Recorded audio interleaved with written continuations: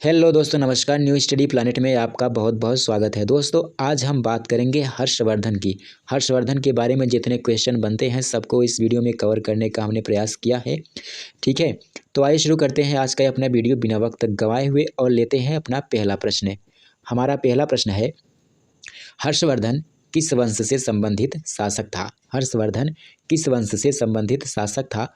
पहला है वर्धन वंश, चालुक्य वंश, मौर्य वंश या फिर गुर्जर प्रतिहार वंश। यहाँ पे कौन सा विकल्प सही हो जाएगा? तो यहाँ पे जो विकल्प सही हो जाएगा वो हो जाएगा वर्धन वंश। दोस्तों, कहीं कहीं वर्धन वंश ना होके पुष्यभूति वंश अगर ऑप्शन में है तो पुष्यभूति वंश भी सही है, क्योंकि बाणभट्ट के हर्षचरित में पुष्यभूति को वर्धन वंश का आदि पुरुष माना गया है। वह थानेश्वर में राज्य करता था। और जो एक चीनी यात्री आया था हर्षवर्धन के काल में, क्या नाम था उसका? वेनसोंग। उसने हर्ष को वैश्य बताया है, वैश्य फीष्य जाति का बताया था। ठीक है, और हर्षवर्धन के बारे में आप लोग जान लीजिए कि 590 में इसका जन्म हुआ था। ठीक है, 590 ईस्वी में जन्म हुआ था हर्षवर्धन का, और 606 ईस्वी में ये सिंहासन पर बैठा था।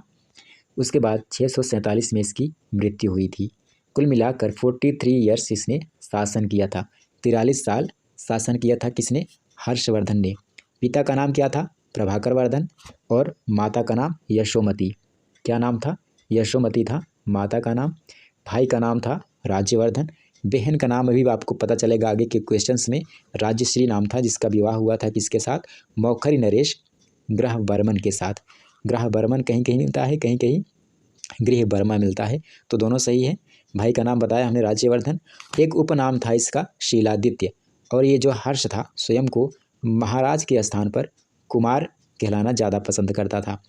और शासनकाल कब से कब तक था इसका? 606 ईस्वी से 647 ईस्वी तक बताया था हमने आपको। कितने साल शासन किया था? 43 साल। ठीक है, याद रखिएगा। और अब लेते हैं अपना दूसरा प्रश्न। हमारा दूसरा प्रश्न है, खेड़ा तथा मधुबन ताम्रपत्र में वर्धन वंश की वंशावली में कितने पूर्वजों का नाम दिया है? 2 पूर्वज, 5 पूर्वज, 4 पूर्वज या फिर 7 पूर्वज? तो कौन सा विकल्प यहाँ पे सही हो जाएगा? तो यहाँ पे जो सही विकल्प हो जाएगा 4, यानी विकल्प सी यहाँ पे हमारा सही हो जाएगा। वो 4 पूर्वज कौन कौन थे? पहले थे नरवर्धन, नरवर्धन। उसके बाद थे राज्यवर्धन, राज्यवर्धन। उसके बाद थे कौन? आदित्यवर्धन और प्रभाकर वर्धन। आदित्यवर्धन और प्रभाकर वर्धन। ठीक है, प्रभाकर वर्धन तो आप जानते ही हर्षवर्धन के पिता भी थे। नेक्स्ट है, अगला क्वेश्चन है हमारा, हर्षवर्धन की बहन राज्यश्री का विवाह किसके साथ हुआ? अभी अभी हमने आपको बताया था कि हर्षवर्धन की एक बहन थी जिसका नाम था राज्यश्री, भाई का नाम राज्यवर्धन मैंने बताया था। तो यहाँ पे पूछ रहा है कि हर्षवर्धन की बहन राजश्री का विवाह किसके साथ हुआ था? यहाँ पे विकल्प है आपके पास गृहवर्मा, देवगुप्त, शशांक या फिर ध्रुवदेव। कौन सा विकल्प यहाँ पे सही हो जाएगा? तो यहाँ पे हमने बताया था आपको कि गृहवर्मा या फिर कहीं कहीं मिलता है गृहवर्मन, दोनों सही है। यहाँ पे जो भी ऑप्शन में आपके अवेलेबल हो वही आप टिक कीजिएगा। ठीक है, अब गृहवर्मा कौन था ये भी जान लीजिए। गृहवर्मा मौखरी नरेश था। कहाँ का? कन्नौज के मौखरी नरेश था ये गृह वर्मन या फिर गृह वर्मा। देवगुप्त कौन था? अब देवगुप्त जो है वही था जिसने गृह वर्मा की हत्या की थी, है ना। मालवा का राजा था और इसी ने गृह वर्मा को मारा था। और शशांक की बात करें तो शशांक गौड़ नरेश था, देवगुप्त का मित्र था, जिसने गृह वर्मा की मृत्यु के बाद राजश्री को अपने कब्जे में ले रखा था। और ध्रुवसेन कौन था? सौराष्ट्र का राजा था। इसको भी हर्षवर्धन ने परास्त किया था। किसको? ध्रुवदेव को। अगला है, हर्षवर्धन किस उम्र में सिंहासन पर आरूढ़ हुआ? हर्षवर्धन किस उम्र में सिंहासन पर आरूढ़ हुआ? विकल्प है आपके 20 वर्ष, 15 वर्ष, 16 वर्ष या फिर 12 वर्ष। तो यहाँ पे जो सही उत्तर हो जाएगा 16 वर्ष की अवस्था में ये सिंहासन पर बैठा था। कौन? हर्षवर्धन 16 वर्ष की अवस्था में। कहने का मतलब 590 में इसका जन्म हुआ था, तो 606 ईस्वी में ये सिंहासन पर बैठा था, है ना। हर्षवर्धन के जीवन में कुछ ऐसी घटनाएं हो गई थी दोस्तों कि 16 वर्ष की आयु में ही गद्दी पर इसको बैठना पड़ा था। तो आगे के जो क्वेश्चंस हैं उसमें जो परिस्थितियाँ थी उसका पता चलेगा। तो नेक्स्ट क्वेश्चन लेते हैं। हमारा अगला प्रश्न है, बाणभट्ट किसके दरबार में रहता था? बाणभट्ट किसके दरबार में रहता था? पृथ्वीराज चौहान, पुलकेशिन, हर्षवर्धन या फिर ध्रुवसेन?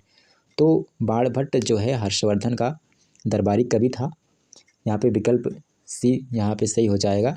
बाणभट्ट ने हर्षचरित लिखी है और एक उनकी रचना है कौन सी? कादम्बरी, है ना। ये भी आप लोग याद रखिए, कादम्बरी और हर्षचरित किसकी रचना है? बाणभट्ट की। और किसके दरबार में था ये? हर्षवर्धन के दरबार में।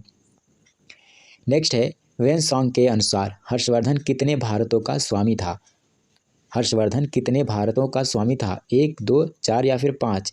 कितने भारतों का स्वामी था? तो यहाँ पे जो सही उत्तर हो जाएगा विकल्प डी हो जाएगा हमारा 5। कौन कौन? सबसे पहला था सारस्वत मंडल, जिसके अंतर्गत कश्मीर और पंजाब थे। दूसरा था कौन सा? गौड़, यानी दिल्ली के निकटवर्ती प्रदेश को गौड़ प्रदेश माना जाता था। और तीसरे भारत का जो स्वामी था वो था कान्यकुब्ज, संपूर्ण उत्तर प्रदेश, विंध्य पर्वत और बिहार को इसमें शामिल किया जा सकता है। और चौथा कौन सा था? पूर्वोत्तर के अंतर्गत मिथिला, बिहार, बंगाल और असम आते थे। और पांचवा था कौन सा? उत्कल, जिसमें उड़ीसा और कलिंग को शामिल किया गया। नेक्स्ट है, दक्षिण भारत के पुलकेशिन द्वितीय से हर्षवर्धन को हारना पड़ा था। पुलकेशिन किस वंश का शासक था या किस वंश से संबंधित था? गाढ़वाल वंश, चालुक्य वंश, गुर्जर प्रतिहार वंश या फिर पुष्यभूति वंश? तो कौन सा उत्तर सही हो जाएगा? यहाँ पे जो सही उत्तर हो जाएगा हमारा ये हो जाएगा विकल्प बी, चालुक्य वंश से संबंधित था। कौन? पुलकेशिन द्वितीय। अगला क्वेश्चन है हमारा, हर्षवर्धन के काल में मीमांसक कौन होता था? विकल्प है आपके न्यायाधीश, गज सेनाध्यक्ष, राजप्रसाद का रक्षक या फिर सर्वोपरि सेनाध्यक्ष। क्या मतलब होता था मीमांसक का? तो यहाँ पे जो सही उत्तर हो जाएगा विकल्प ए हो जाएगा न्यायाधीश। और गज सेनाध्यक्ष को क्या बोलते थे? कटुक। क्या बोलते थे? कटुक का टूका। किसको बोलते हैं? गज सेनाध्यक्ष को। और राजप्रसाद का रक्षक क्या कहलाता था? महाप्रतिहार। क्या कहलाता था? महाप्रतिहार। और इसके बाद क्या बचा? सर्वोपरि सेनाध्यक्ष। सर्वोपरि सेनाध्यक्ष को कहा जाता था महाबलाधिकृत। महाबलाधिकृत,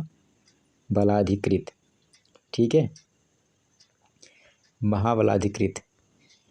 अब लेते हैं अपना अगला क्वेश्चन। अगला क्वेश्चन है हमारा, हर्षवर्धन के समय के पुलिस विभाग के अधिकारियों को क्या कहा जाता था? दंडपाशिक, दंडिक, चौरोद्धरणिक या फिर उपरोक्त सभी?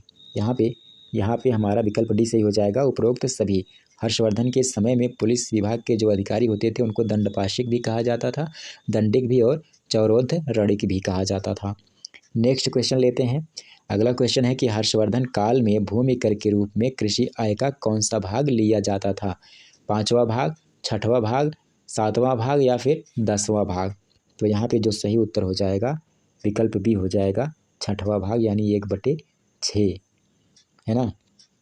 नेक्स्ट है, ग्रामों के अधिकारी क्या कहलाते थे? ग्रामों के अधिकारी क्या कहलाते थे? विकल्प हैं आपके महत्तर, मीमांसक, भुक्ति और उपरिक महाराज क्या कहलाते थे? तो यहाँ पे क्या कहलाते थे? महत्तर, यानी विकल्प ये हमारा सही हो जाएगा। मीमांसक के बारे में आपको पता है कि न्यायाधीश को कहा जाता था। भुक्ति क्या होता था? प्रांतों या देश को कहा जाता था भुक्ति। उपरिक महाराज कौन होते थे? ये प्रांतीय शासक होते थे। नेक्स्ट है, हर्षवर्धन उच्च कोटि का विद्वान और साहित्यकार भी था। निम्नलिखित में से कौन सी उसकी रचना है? नागानंद, रत्नावली, प्रियदर्शिका या फिर उपरोक्त सभी? तो यहाँ पे उपरोक्त सभी सही हो जाएगा। नागानंद, रत्नावली और प्रियदर्शिका ये तीनों रचनाएं किसकी है? हर्षवर्धन की ही हैं। अगला क्वेश्चन है हमारा, कन्नौज की धार्मिक सभा कब हुई? कन्नौज की धार्मिक सभा कब हुई? विकल्प है आपके 590 ईस्वी, 643 ईस्वी, 643-44 ईस्वी या फिर 647 ईस्वी? तो यहाँ पे जो सही उत्तर हो जाएगा 643 ईस्वी। कौन सा विकल्प भी हो जाएगा यहाँ पे सही। जो अन्य डेट है यहाँ पे 590 ईस्वी में हर्षवर्धन का जन्म हुआ था।